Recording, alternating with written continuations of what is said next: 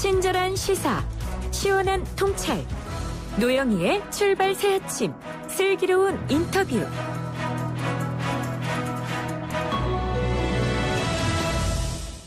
안철수 전 국민의당 대표가 어제 중도신당 창당 계획을 밝히면서 본격적인 독자신당 창당이 지금 눈에 보이고 있습니다. 어제 국회에서 열린 기자간담회 자리에서 뜻을 밝힌 건데요.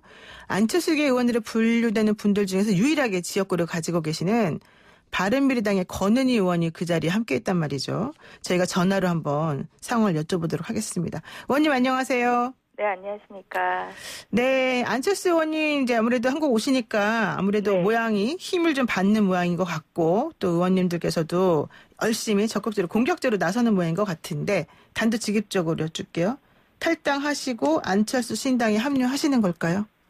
먼저 탈당과 관련해서는 바른미래당에서 변화와 혁신이라는 의원 모임으로 바른미래당의 변화와 혁신을 요구할 때부터 그렇죠. 시기의 문제였을 뿐 바른미래당을 탈당하겠다라는 그런 결심은 선 상태였고요. 네. 그래서 지역민들에게 새해 인사로 20대 국회 제3지대를 연 국민의당으로 시작했고 그리고 제3지대 중심 정당인 바른미래당에서 활동을 했고 제3지대의 세대교체를 열망하는 변화와 혁신으로 활동을 하였지만 변화와 혁신으로 마무리하게 될 것 같다라고 인사를 드렸습니다.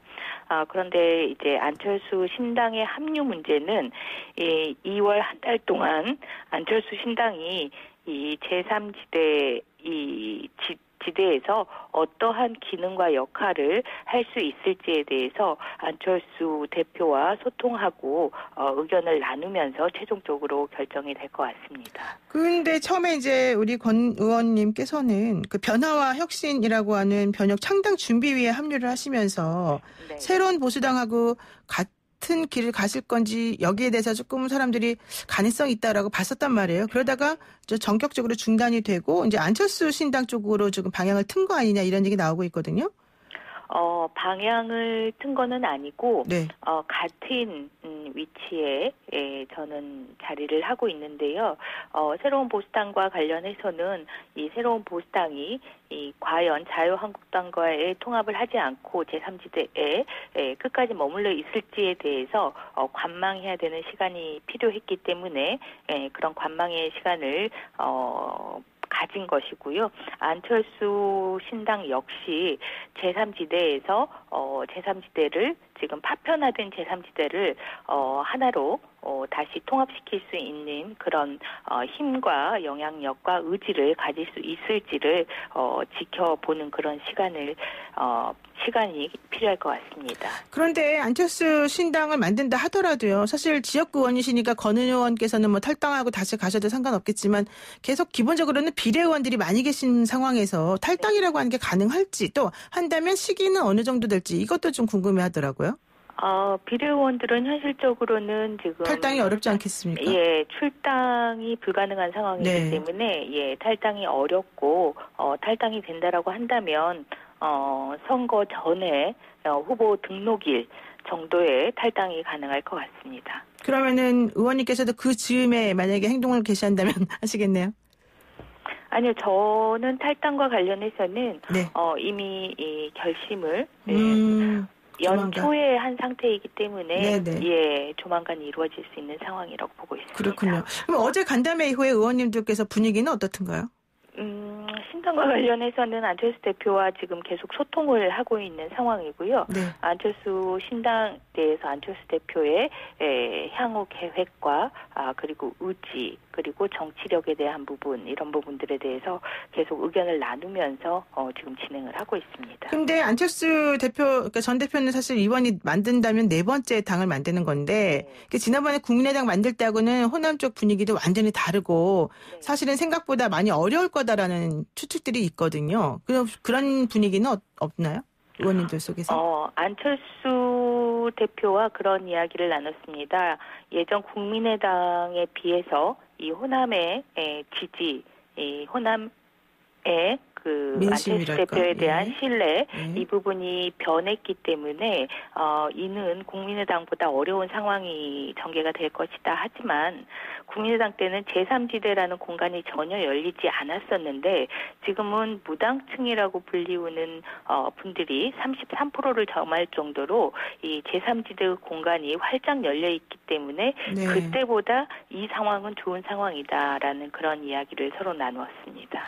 그런데 사실 그 바른미래당도 원래는 이 제3지대 정당이라고 하는 걸 지정해서 만들어진 당이라고 저희는 보고 있었는데 지금 얼마 전에 또 의원님께서 페이스북을 통해서 제3지대를 어떻게 다시 이렇게 세울지 고민이다 이런 말씀 하셨잖아요. 네. 그럼 바른미래당도 그렇게 했다가 결과적으로는 안 된 거고 그럼 앞으로도 또 마찬가지 아니냐 이런 의견도 있는데요. 저희 그 한국 정치가 사실은 제3지대에는 익숙하지 않은 그런 현실 지형입니다. 양당 기득권에 익숙한 현실 정치이고 또 국민들께서도 양당 기득권 정치에 많이 익숙해진 상황입니다. 네. 실제 정치인들도 양당 그 기득권 정치에 익숙하다 보니 제3지대의 정당이라는 그런 표방은 했지만 의식은 제3지대에 제3지대에 적합하게 지금 따라오지 못했던 그런 현실인데요. 제3지대 정당이라고 하기 위해서는 사실은 이념과 진영과 지역을 벗어나서 정말로 안철수 대표가 얘기했던 것처럼 문제 해결과 결과에 관심을 갖는 그런 의식의 흐름이 있어야 함에도 불구하고 제3지대 정당이라는 표방은 했지만 사실은 여전히 이념과 지역에 안주해 있는 그러한 현실적인 모습을 보였습니다. 지금은 그러한 과정을 한 단계 더 거쳐서 제3지대의 의식의 흐름을 따라가는 그러한 제3지대를 열어보고자 하는 그런 의지를 가지고 있습니다. 근데 이제 일반인들 중에서 얘기하는 사람들이 탈진영, 탈이념, 탈지역 이런 것들은 사실은 모호한 개념이고 중도 마찬가지로 모호하다 이런 지적을 하는데 여기에 대해서 안철수 전 대표가 너무 무식한 궤변이다 이렇게 말씀하셨단 말이에요. 이거 어떻게 보세요? 중도라는 일반인들의 인식의 지적에 대해서는 현실적인 지적이라고 생각을 합니다.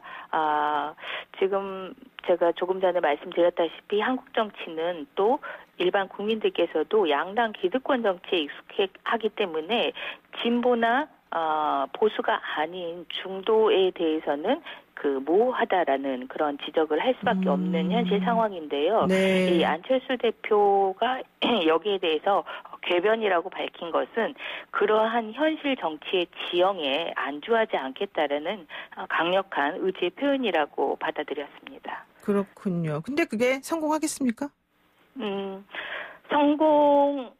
이 지난 국민의당 시절보다는 지금 우리 국민들의 의식이나 정치인들의 의식은 한 단계 더 앞서 나갔다라고 생각을 하고 성공의 가능성에 대해서는 더 높아졌다라고 보고 있습니다. 그렇군요.